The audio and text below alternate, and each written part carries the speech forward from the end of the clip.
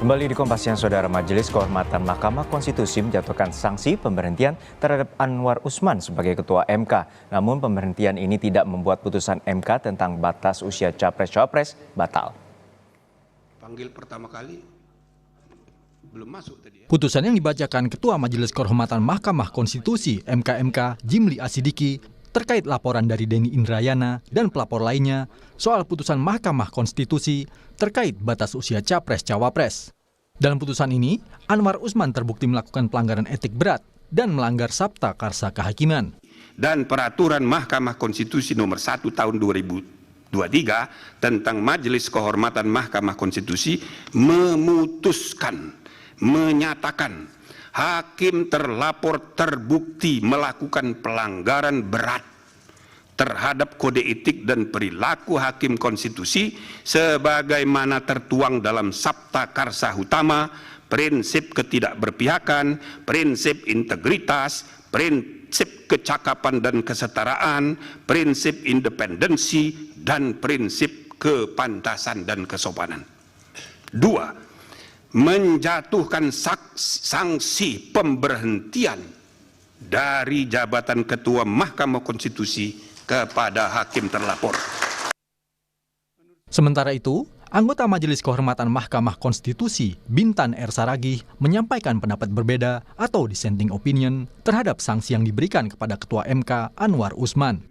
Ia menganggap Anwar sudah seharusnya mendapat sanksi berupa pemberhentian tidak dengan hormat karena telah dinyatakan melakukan pelanggaran berat. Sanksi terhadap pelanggaran berat hanya pemberhentian tidak dengan hormat dan tidak ada sanksi lain sebagaimana diatur dalam pasal 41 huruf C dan pasal 47 Peraturan Mahkamah Konstitusi nomor 1 tahun 2003 tentang Majelis Kehormatan Mahkamah Konstitusi. Dan perilaku hakim konstitusi aku, saya memberikan putusan sesuai aturan yang berlaku.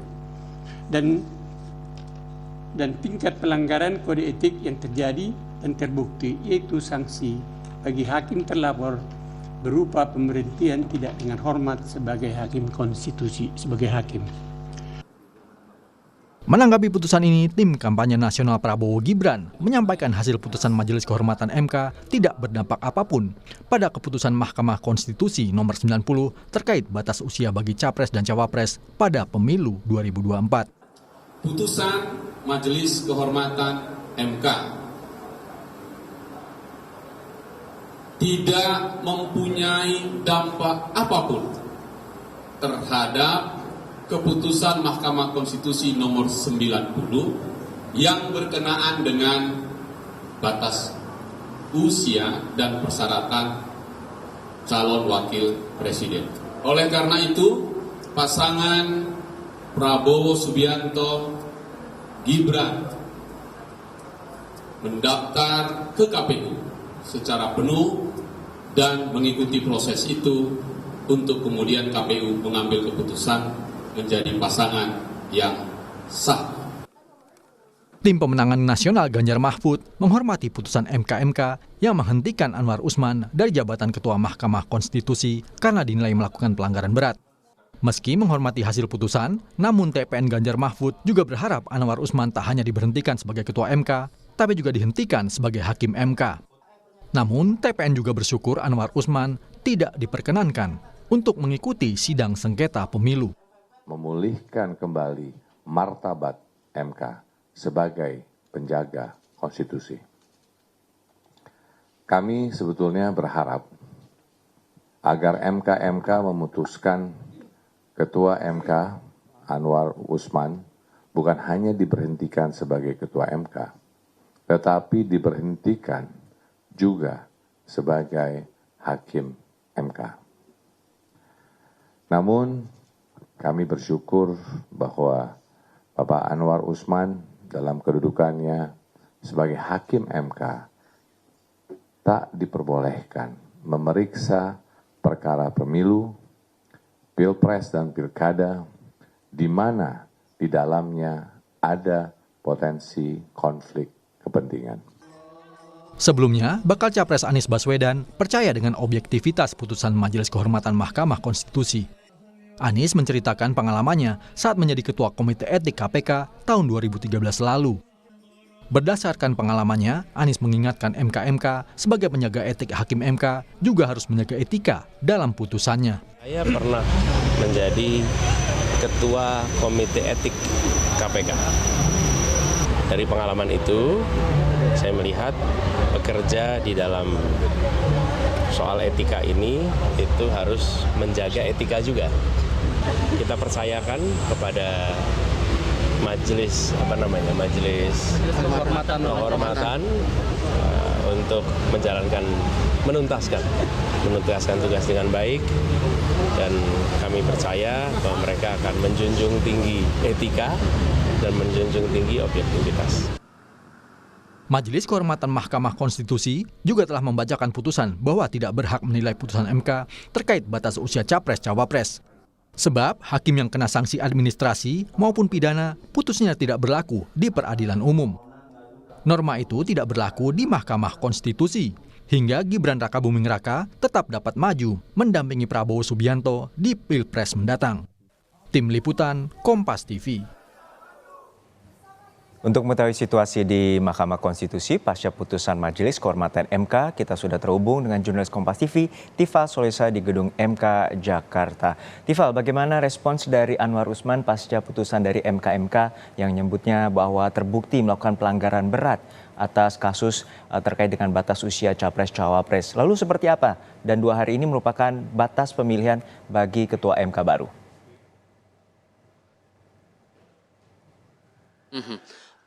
Tidak banyak komentar sebetulnya yang disampaikan mantan Ketua Mahkamah Konstitusi Anwar Usman yang saya temui jelang pukul 10 pagi tadi setibanya di Kompleks Mahkamah Konstitusi Jakarta. Tadi ia hanya menyampaikan bahwa tidak banyak hal sebetulnya yang ia respon saat saya tanyakan tadi apa respon dia secara pribadi setelah diberhentikan dari statusnya sebagai Ketua Mahkamah Konstitusi. Dia hanya menyebut bahwa jabatan itu hanya milik Tuhan. Tidak ada jabaran lebih lanjut soal aspek-aspek lain begitu sehubungan dengan putusan yang sudah dibacakan oleh Majelis Kehormatan Mahkamah Konstitusi kemarin dalam rentang sore hingga malam hari.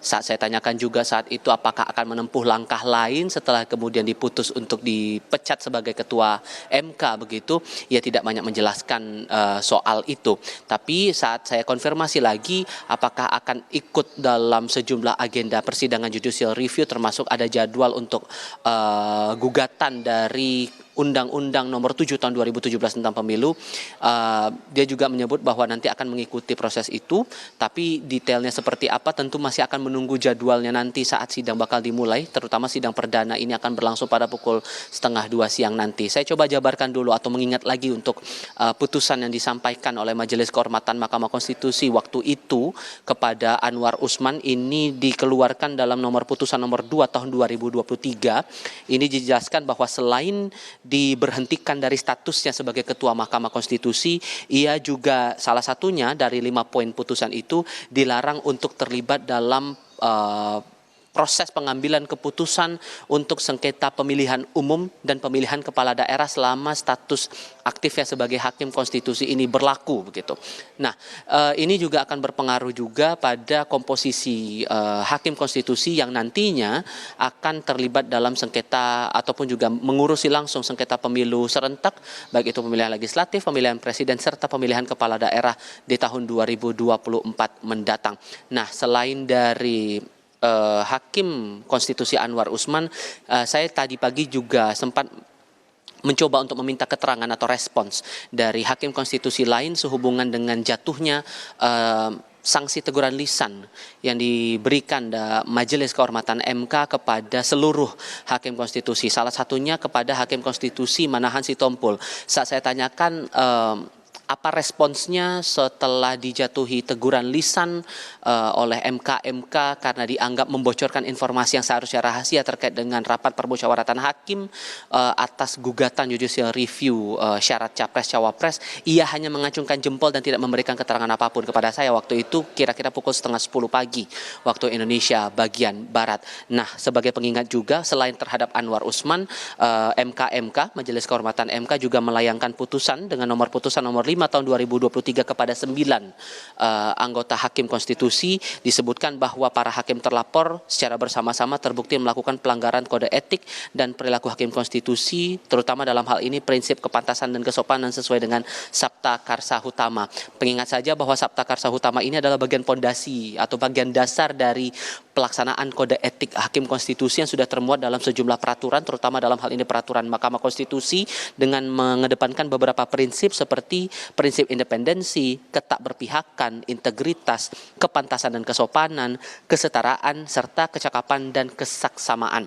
Nah, yang akan menarik untuk dicermati nanti adalah setelah status Anwar Usman ini sudah dicopot dari jabatannya sebagai Ketua MK, bagaimana proses untuk sidang-sidang yang lain, judicial review yang lain, terutama untuk agenda sidang pada hari ini. Nah, dijadwalkan, tadi sempat saya singgung di awal Juno, namun untuk detailnya, nanti pada pukul 1:30 siang waktu Indonesia bagian Barat akan ada gugatan kembali terhadap Undang-Undang Nomor 7 tahun 2017 tentang pemilihan umum pada poin yang pada pertengahan Oktober lalu sempat dikabulkan sebagian permohonannya oleh Hakim Konstitusi, terutama dalam hal ini pada pasal 169 huruf Q yang berhubungan langsung dengan syarat usia untuk mendaftar sebagai calon presiden dan calon wakil presiden untuk agenda pemilihan presiden. Ini dimohonkan, permohonan gugatan ini dilayangkan oleh Brahma Aryana, didampingi oleh kuasa hukum pemohon, yakni Victor Santoso Tandiasa dan Harseto Setiadi Rajah. Nanti akan berlangsung di ruang sidang pleno Mahkamah Konstitusi Republik Indonesia dan akan berlangsung nanti 1:30 siang waktu Indonesia bagian Barat sebagai agenda pertama. Nah, nanti apakah kemudian akan ada keterlibatan dari Anwar Usman dalam sidang ini? Karena kalau mau dicermati lagi dari putusan MK kemarin, status diberhentikannya hanya sebatas pada jabatan struktural sebagai Ketua Mahkamah Konstitusi, namun tidak dicopot dari jabatannya sebagai Hakim Konstitusi, sehingga bisa jadi Anwar Usman ini ikut terlibat dalam proses sidang yang akan berlangsung nanti siang 1:30 siang, namun statusnya sebagai anggota. Sambil juga kita menantikan sejauh mana jajaran Hakim Konstitusi ini akan melakukan pemilihan nama baru Ketua Mahkamah Konstitusi, mengingat dalam putusan MK kemarin sudah ada permintaan atau juga perintah dari MK agar Wakil Ketua Mahkamah Konstitusi dalam hal ini Saldi Isra diminta dalam kurun 2x24 jam untuk merumuskan pemilihan Ketua baru Mahkamah Konstitusi. Juno? Ya, Tifal, kemarin MK menyatakan tidak akan masuk dalam perkara putusan 90 dan merupakan karena mereka adalah mengadakan putusan etik terhadap Ketua MK dan juga sejumlah Hakim Konstitusi. Lalu bagaimana dengan perkara putusan terkait yang telah ditetapkan oleh Ketua MK Anwar Usman terkait dengan batas usia Capres-Cawapres, dan bagaimana dampaknya putusan itu terhadap Gibran Rakabuming Raka? Sejauh ini yang saya pahami dari Majelis Kehormatan Mahkamah Konstitusi sudah menegaskan bahwa sebetulnya putusan etik yang sudah dikeluarkan kemarin oleh MK terhadap seluruh Hakim Konstitusi, termasuk salah satunya terhadap Anwar Usman, begitu tidak akan serta-merta langsung mengubah status hukum atau kedudukan hukum atas hasil judicial review nomor 90 tahun 2023 tentang syarat pendaftaran Capres dan Cawapres. Sehingga ini bisa dikatakan bahwa nama Gibran Rakabuming Raka yang kondisinya sekarang belum genap berusia 40 tahun namun masih berstatus sebagai kepala daerah, ini masih bisa melaju di pemilihan presiden tahun 2024 mendatang. Tapi ada catatan dari Jimde Asyidiki selaku Ketua MK kemarin setelah melakukan rangkaian sidang dalam keterangan pers di hadapan wartawan pada malam harinya, begitu disampaikan apabila kemudian ada gugatan kembali terhadap